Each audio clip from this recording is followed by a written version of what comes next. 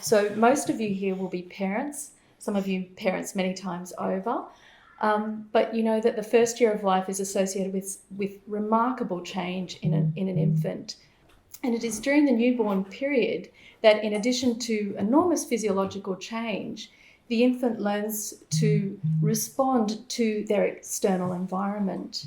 And for an infant to thrive physically and psychologically, this can only occur in the context of their social relationships. So they're extremely important. And numerous factors can influence the parent-child relationship, including financial worries, physical illness, particularly the illness of a parent, social support, and an anticipation of an early return to work.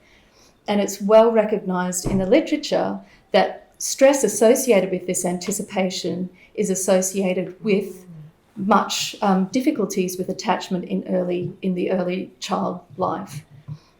The basis for the psychological relationship between parent and child is made during this time, and it's well recognised that return to work should be delayed at least until basic feeding and behavioural adjustments have been made by the infant. There's a development of cognition and communication in early childhood with language and play, but importantly, the infant's pleasure, persistence, and energy in tackling these challenges is entirely dependent on a secure attachment with their parents.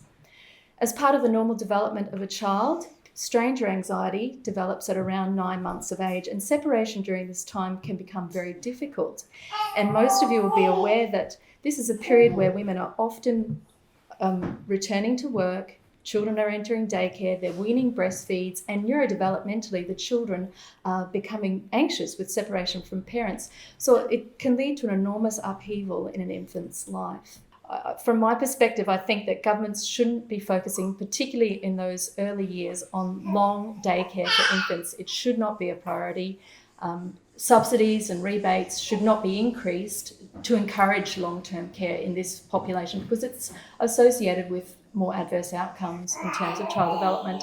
The focus should be, if you are looking at childcare, on more flexible care so that women can work from home or work hours shorter hours, and obviously high quality daycare. So low quality daycare is associated with the poorest developmental outcomes in children, and so there should be a focus on the quality of care that is provided if that is the option that the parents choose. Alternatives to institutionalised care need to be promoted, including family-based care.